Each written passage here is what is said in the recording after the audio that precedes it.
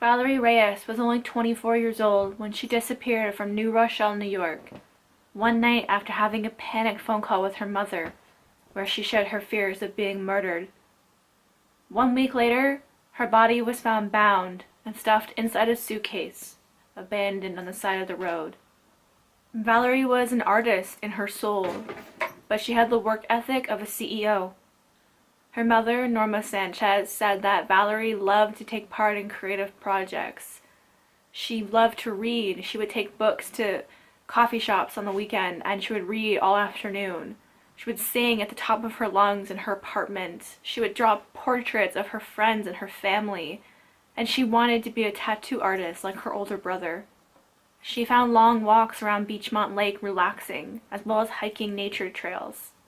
She suffered with anxiety and depression and bouts of panic attacks, but she harnessed her creativity to work through them. Valerie was a people person. She loved her family. Her mom, Norma, her older brother, and her 2 younger brothers were everything to her. She loved hanging out with them, playing board games, playing hide and seek, going out for bites to eat, or taking long walks in the park together. They were always up on each other's lives and a part of each other's day. And on late Monday, the night of January 28th, Valerie took time out of her night to confide in her mother over her fears of being murdered. Valerie was frightened in the days before her death, though those closest to her, her friends, family, and coworkers, all said that she didn't appear out of sorts and was acting like her normal self. But Valerie was worried about the many missing and murdered women in New York, and she feared she may end up one of them. Valerie didn't tell her mother about any specific threat against her life, or any single person she was afraid of. Just this vague, uneasy feeling she had that someone was out to hurt her. She told her mother, "I'm really, really scared. I'm paranoid, Mommy. I'm getting anxiety attacks." Her mother asked about her recent ex-boyfriend. Valerie had just broken up with him on January 24th. Was he the one she was afraid of? Was he in her apartment? Valerie responded no.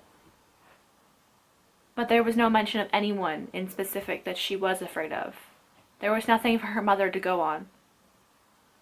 Later that night, after they had gotten off the phone, Valerie contacted her mother through text message and told her she had gotten a bite to eat and that she was feeling calmer and that she was going to go to bed. The next day, January 29th, Valerie had plans with her mother to go to Home Depot. But Norma couldn't get in contact with her daughter all day, not through text or a phone call. And every time she called her daughter's phone, it would go straight to voicemail, as if her phone had been turned off or died. At first, Norma didn't think much of it. Maybe her daughter needed some quiet time, some alone time. But as the day progressed and she got nothing but radio silence, she started to get worried. It wasn't like Valerie to not respond to texts or voicemails, especially from her mother. She was a family girl. She would never leave one of her family members hanging like that. As well, that day, Valerie didn't show up for her shift at work.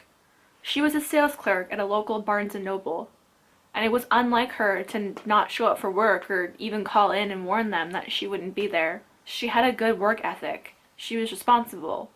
She wasn't just going to miss a shift at work. It was at that point that her mother knew something was wrong. The last time her family had seen Valerie was on January 27th. They had hung out like normal, gotten food, chatted, got caught up in the daily grind of each other's lives. Valerie didn't seem out of sorts at all. She was her normal, happy self. But in mere days, Valerie would go missing. On Tuesday, January 29th, a friend of Valerie's took to Twitter to try and find her. They reported that the last time Valerie had been seen was at New Rochelle train station. Another friend also reported that Valerie had taken from her apartment at some point her iPhone, her iPad, her clothes, and her bed sheets. Valerie was officially reported missing by her family on Wednesday, January 30th. On the 31st, they hired a private investigator to help find her. The private investigator tracked Valerie to Manhattan, where video surveillance footage caught her image near a Chase Bank branch near Radio City Music Hall at 2 a.m. on January 29th. Valerie's debit card was also used in the city that morning at a different ATM, but it's unclear if it was Valerie using it or if it was someone else. But then the trail simply goes cold for days. until a body is discovered on February 5th in Connecticut. It was the morning on February 5th when highway workers discovered a red suitcase 15 feet off the side of the road in Glenville, Connecticut. It contained a body, the body of a woman bound at her hands and feet. On February 7th, police confirmed this body was that of Valerie Reyes. During the investigation into Valerie's death, the police examined multiple different crime scenes and analyzed over hundreds of hours of video surveillance footage. They conducted interviews with possible witnesses and even analyzed the social media footprint of different sources. The investigation included police from both Connecticut and New York, as well as the FBI, since the case crossed state lines. A break in the case came when detectives found a portrait in Valerie's apartment. It was a picture of a man that was not one of her current friends or family members. When they looked into it further, the picture of the man seemingly matched perfectly with the social media profile image of Valerie's ex-boyfriend, Javier da Silva. While this picture and Javier's connection with Valerie was a helpful hint for police, they focused their attention on Valerie's debit card in hopes of finding her killer. Valerie's bank card was used on Tuesday, January 29th at around 5 a.m. at a bank in New Rochelle to withdraw $1,000. At the same time, a black Honda was parked outside the bank across the street. A man was seen exiting the Honda, entering the bank, and then re-entering his car moments later. He was wearing a black hooded sweatshirt with the hood up, dark sweatpants, and black shoes. At 6:29 a.m. the same day, the black Honda's license plate was spotted on video surveillance driving through the intersection of North Avenue and Lincoln Avenue in New Rochelle, New York. Later that day, police watched Javier da Silva leave his condo in Queens, New York at 10:50 p.m. wearing the exact same outfit as the man on video surveillance footage earlier that day.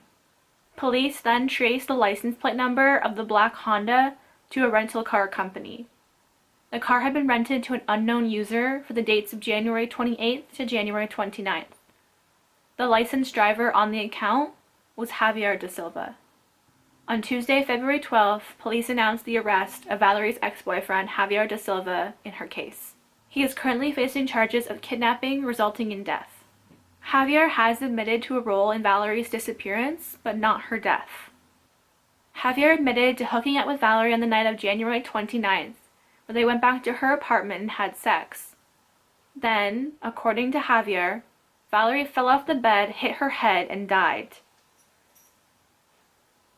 He then proceeded to put tape over her mouth, bind her hands and her feet with string, load her into a suitcase, drive her across state lines, and dump her body 15 feet off the side of the road in Glenville, Connecticut. Now, Valerie's body did show signs of head trauma, including bruising to her face and a large hematoma on her forehead, but her cause of death has not yet been released. News broke on February 13th that Javier da Silva was in the country illegally at the time of Valerie's death. Da Silva entered the country on May 8th of 2017 through the visa waiver program, but failed to leave when he was supposed to. The visa waiver program allows a person to enter the United States for either tourism or business for a period of 90 days without obtaining a visa. Javier da Silva is 24 years old and is a legal citizen of Portugal. Da Silva is currently in the custody of the U.S. Marshal Services, although ICE has lodged a detainer to take immediate custody of him for immediate removal from the United States once he is out of criminal custody. Now let's move on to the theory in the case.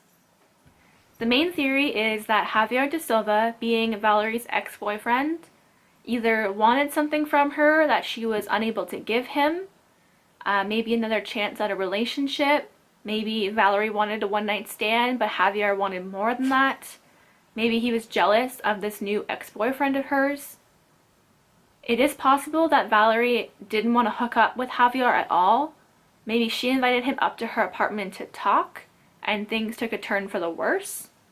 We are, of course, believing Javier's story that the sex between them was consensual because police haven't said otherwise. But there is, of course, the chance that Javier took advantage of Valerie once he was inside her apartment with her. the murder or accident is believed to have happened in her bed. Not to mention that her bed sheets were reportedly missing from the apartment. Did Javier take them and try to cover up for himself? The police haven't said if the bed sheets were found inside the suitcase with Valerie's body, but I do find it believable that if Javier killed her in the bed, he would then proceed to wrap her body in the bed sheets and dispose of all of it together to try and contain the crime scene as much as possible. Javier's rental car also being seen in the intersection of North Avenue and Lincoln Avenue in New Rochelle. That's super close to the highway that would take him directly to Connecticut. Could this have been the start of his drive to take her body to dump it? If that's true, we know that Valerie was alive at 2 a.m. because we have her on video surveillance footage. And we know that Javier was out at the bank around 5 a.m. and on the road at 6:29 a.m. So that leaves a period of about 3 hours for him to commit the murder of Valerie Reyes. Javier was then back in Queens at least by 10:50 p.m., which is when police spotted him leaving his condo. We don't know the real events of what happened in those few hours that Javier was alone with Valerie in her apartment, but I for one don't believe his story that Valerie fell off the bed, hit her head, and died. For one, it's a strange coincidence that Valerie would die in such a simple fall, in such a strange accident, a day after she told her mother her fears over being murdered. And secondly, Javier's actions after her supposed accidental death don't really look that innocent to me. What man sees his ex-girlfriend die in a random accident, like falling off of a bed, and then proceeds to put tape over her mouth, bind her hands and feet, load her into a suitcase, drive to Connecticut, and dump her body? Those are the actions of the guilty man, not an innocent one, in my book. And the only reason that Javier was caught so quickly was because he used her bank card, and he rented the car under his own name. What I believe is that Javier killed Valerie in her bed, probably through a direct blow to the head, which would match the bruising and the hematoma found on her post-mortem. He then tried to cover up his crime by taking her body across state lines and dumping it. I also believe that Valerie held something back from her mother in that phone call that she made to her the night before her death. I do think that Valerie was afraid of Javier, but she didn't want to tell her mother, maybe because she thought her mother would be mad she was talking to Javier again.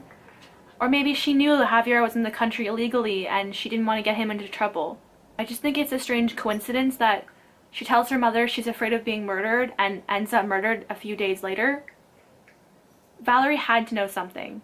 Maybe she had a feeling Javier was dangerous, maybe he was stalking her, maybe he wouldn't leave her alone. But she had to have known something. She had to have feared something to make that phone call. So that's the story of Valerie Reyes. She feared for her life, only to end up dead, stuffed inside a suitcase and dumped on the side of the road a week later. And now her ex-boyfriend is being charged in relation to her death. If we know any more details in the coming weeks, I'll make an update video to this one, but that's so far all we know in the case of Valerie Reyes. I want to thank you for taking the time to listen to her case, and have an awesome rest of your day. Bye guys.